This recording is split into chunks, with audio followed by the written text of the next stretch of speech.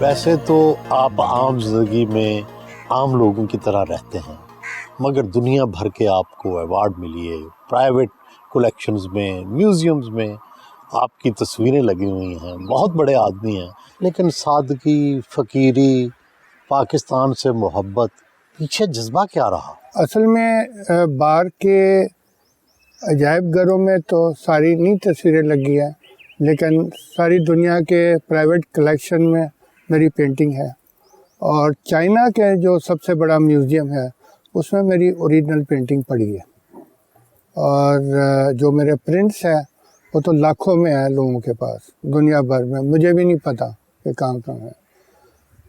اصل میں جب میں گرو اپ ہو رہا تھا، جب میں اسٹوڈنٹ تھا ینگ، تو میں اصل جاتا تھا نمائشوں میں، تو میں دیکھتا تھا کہ ہماری تاریخ کوئی نہیں پینٹ کر رہا، ہماری تاریخ یا ہمارے لوگوں کو نہیں پینٹ کر رہے، ہمارے لوگوں کے جذبہ یا قربانیوں کو نہیں پینٹ کر رہے تھے۔ مجھے وہ لگا کہ لیک کرتا ہے، اسی لیے ہماری پبلک اور آرٹسٹوں میں اتنا بڑا گیپ ہے، کیونکہ آرٹسٹ کمپلین کرتا ہے کہ لوگ سمجھتے نہیں ہیں، تو میں کہتا ہوں کہ آپ ان کو پینٹ نہیں کرتے، تو اس لیے وہ نہیں سمجھتے۔ اور جہاں تک رہی پاکستان کی، اس میں میرے جو صوفی ہمارے ٹیچر کہہ دو، یا میرے جو مجھے گائیڈ کرتے تھے فیصل آباد کے صوفی برکت، ان سے کیسے مل گئے؟ آپ تو ویسے پیدا تو پارسی ہوئے، اور صوفی برکت علی سے کیسے مل گئے؟ میرے فادر ان کے پاس کئی سالوں سے جاتے تھے، ویسے میرے فادر صوفیزم میں کافی انٹرسٹڈ تھے، تو مجھے ایک خاندان ان کے پاس لے گیا ارلی 70s میں، اور پہلی دفعہ ہی انہوں نے دیکھا تو انہوں نے اپنے پاس مجھے بلایا، پھر انہوں نے پھل چھیل کے مجھے کھلایا، اور انہوں نے کہا کہ آپ آرٹسٹ ہو؟ میں نے کہا ہاں۔ انہوں نے کہا آپ پلیز اپنی تصویریں لا کے مجھے ضرور دکھاؤ۔ پھر میں جب دوسری دفعہ گیا تو تصویریں دیکھی، تو صوفی صاحب نے کہا کہ یہ تو ساری دنیا میں پھیل جائے گی، آپ کو پسند ہوگا یا نہیں ہوگا، لوگ چاہیں گے یا نہیں چاہیں گے، یہ آرٹ آپ کی ساری دنیا میں پھیل جائے گا۔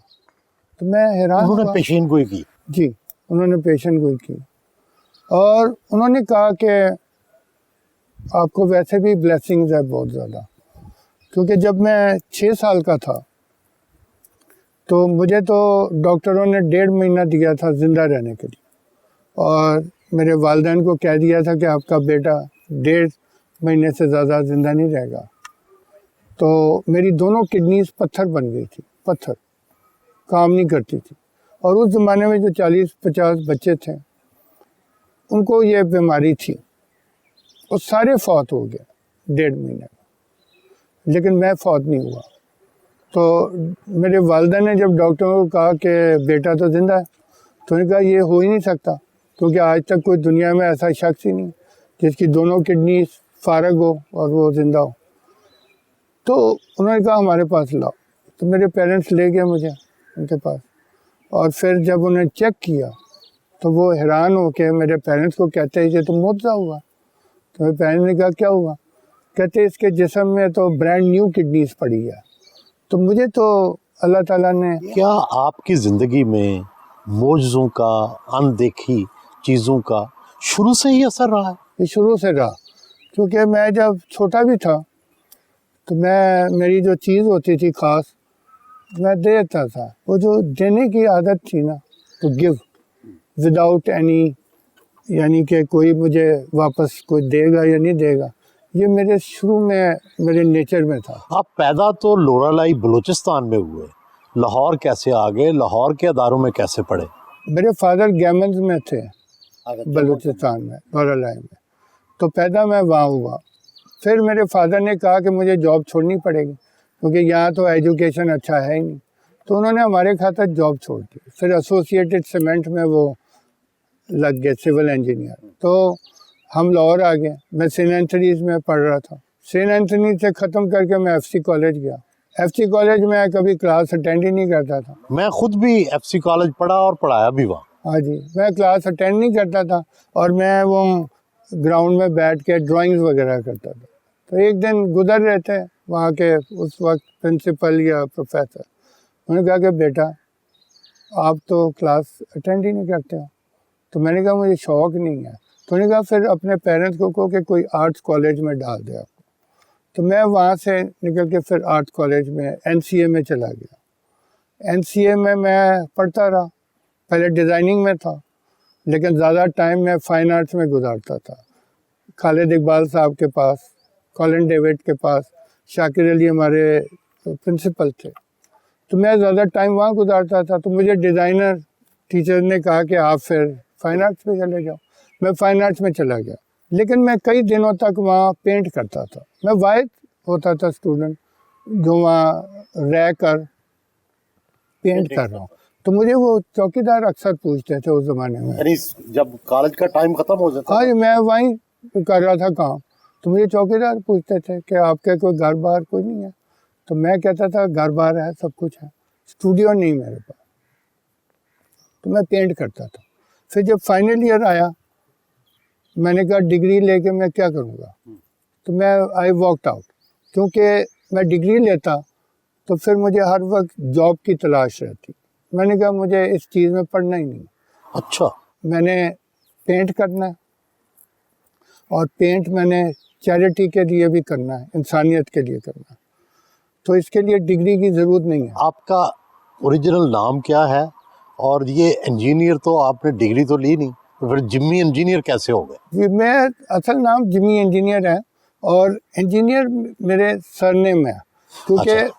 पारसी लोग अपने प्रोफेशन से नाम लिखते। अच्छा, तो मेरे ग्रैंडफादर इरिगेशनल इंजीनियर थे, मेरे फादर सिविल इंजीनियर थे, तो उन्होंने उस प्रोफेशन से इंजीनियर लिया। ठीक तो है। मैंने चेंज नहीं किया। तो हालांकि आपका नाम जिम्मी है? जिम्मी इंजीनियर।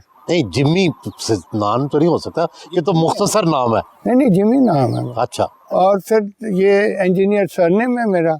लेकिन फिर मैंने देखा कि दुनिया भर में ये नाम मुझे सूट किया, इसलिए कि टिपिकल नाम नहीं था। हालांकि है क्रिकेटर इंडिया का जो है वो फ़ारूक इंजीनियर नाम है उसका, ओपनर जो है, नाम तो है लोगों के इंजीनियर। लेकिन मुझे अच्छा लगा ये नाम, क्योंकि मुझे कई लोगों ने, किसी प्रेसिडेंट ने भी कहा कि जिम्मी आर्टिस्ट रख लो। मैंने कहा नहीं, मुझे इंजीनियर अच्छा लगता है। पाकिस्तान से आपकी मोहब्बत तो मुसल्लमा है, आपका सारा ख़ानदान अमेरिका में है, आपके वालिद, आपकी बेटी, लेकिन आप नहीं गए। लेकिन ये ज़िंदगी में फ़कीरी, सादगी, 1300 के या 1500 के मकान में आप किराए पे रहते हैं। नहीं, 1500 तो बहुत ज़्यादा है। जब शुरू में मैं रहा तो 400 रुपये थे शुरू में। 40 साल के बाद 2500 किए इन्होंने। तो मैं वहीं रहता हूँ, मैं चेंज नहीं किया। हालांकि मुझे कई हुकूमतों ने प्राइवेटली कहा कि हम आपको ज़मीन भी देते हैं, आपको मकान भी देते हैं, ये भी फैसिलिटी दे। बाहर के मुल्कों में भी लोगों ने कहा कि हम आपको फ्लैट देते हैं, फलाना देते हैं। मैंने कहा मुझे ज़रूरत नहीं है, क्योंकि इसकी एक वजह है कि आप देखोगे कि NGOs को ले लो, चलो हमारे NGOs को ले लो, आप कभी ये पता करो कि जब उन्होंने शुरू किया काम तो उनके कितने मकान थे और कितनी गाड़ियाँ थी, और जिन लोगों को उन्होंने मदद करनी है उनके पास क्या है। तो आप देखोगे कि NGOs तो अमीर तरीन हो गए, तो जिनको मदद करना है वो लोग अभी तक वहीं हैं उसी तरीके से। तो मुझे इस तरह नहीं करना था। हम इस मुल्क में जो मसला है ना, वो ये है कि लोग गुफ्तगू तो बड़ी खूबसूरत करते हैं, लेकिन उनका प्रैक्टिकल बैकग्राउंड देखोगे ना तो वो एक बिग ज़ीरो होता है, क्योंकि उनकी कंट्रीब्यूशन नहीं होती है, लेकिन बातें दे आर वेरी। आपकी सबसे बड़ी कंट्रीब्यूशन क्या है, सबसे बड़ा कारनामा? मेरा ये है कि मैंने अल्लाह के नाम पे ना हज़ारों लाखों लोगों को मदद किया। मैंने अपने नाम से नहीं किया, मैंने अल्लाह के नाम से किया, नंबर 1। नंबर 2, 94 में मैं कराची से पेशावर पैदल चला था, तब वो इस्लामिक मिशन हॉस्पिटल था, ठीक है, अब वो इंडस हॉस्पिटल बन गया। नहीं, उसके बनाने में आपका किरदार था, आपने कंट्रीब्यूट किया। जी, मैंने इस्लामिक मिशन को प्रमोट कर रहा था, और हॉस्पिटल को। जी, वो नज़ीर कादी साहब आए थे, उनको मैं हेल्प कर रहा था। तो बेनिफिट ये था कि जब लोग पूछते थे कि वाई इस्लामिक, तो मैं कहता था मैं पारसी हूँ, لیکن میں کہتا ہوں کہ اسلام بڑا اچھا مذہب ہے تو اسلامک، تو پھر وہ کمفرٹیبل ہوتے تھے، لیکن وہ ان سے چل نہیں پایا کسی وجہ سے. تو آفٹر لاٹ آف ڈسکشن ہم لوگوں نے سوچا کہ باری کو دے دے، ڈاکٹر باری. میرے بہت دوست بھی ہیں اینڈ بہت عظیم انسان ہے، بہت بڑا کام کیا ہے. تو وہ تو اتنا بڑا ہاسپٹل انہوں نے بنا دیا کہ دنیا میں اس کا شمار ہو سکتا ہے. تو اچھا کیا کہ وہ ان کو دے دیا، وہ چلا سکتے. میں پروموٹ کرتا تھا، لیکن ساتھ ساتھ میرا جو مشن تھا وہ تھا کہ گھر گھر جا کے، ولیج جا کے پیدل میں 20 کلومیٹر چلتا تھا روزانہ، دھوپ میں ننگے سر چلتا تھا میں، اور میں ایک قسم کا چلہ کاٹ رہا تھا اپنی ریفائنمنٹ کے لیے. میں اپنے آپ کو ریفائن کر رہا تھا. تو میں جا کے دیکھا کہ پاکستان کا اصل مسئلہ کیا ہے. تو میں نے پھر سوچا کہ ڈرائنگ روم میں بیٹھ کے، سٹنگ روم میں لوگ پاکستان کی تو برائی بھی کرتے ہیں، سب کچھ کرتے ہیں، لیکن پریکٹیکل کبھی دیکھا نہیں پاکستان. جس طرح میں نے دیکھا ہے قدم قدم چل کر، اس طرح آئی ڈونٹ تھنک کسی انسان نے village to village, house to house گیا ہوگا پشاور تک. میں گیا تھا. تو میں نے پھر نتیجے پہ نکلا کہ اس کا اصل مسئلہ ہے کہ لوگوں تک مدد پہنچتی ہی نہیں ہے، اور جو لوگ وہاں ہیں وہ مدد تک پہنچ نہیں سکتے. یہ دونوں فیکٹرز تھے. تو میں نے کانسیپٹ دیا 1995 میں کہ سب چیزیں موبائل ہونی چاہیے.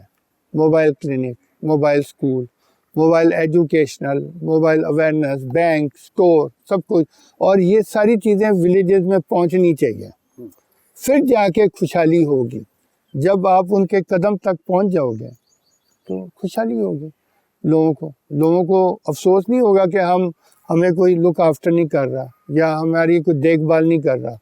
تو یہ کانسیپٹ اب میں نے دیکھا اکا دکا کوئی کر رہا ہے، یعنی کہ جیسے موبائل ہاسپٹل، موبائل کلینک، لیکن وہ اس لیول پہ نہیں ہوئی جس لیول پہ میری ویژن تھی کہ یہ ملک کو خوشحالی کی طرف یہی ویژن لے جا سکتا ہے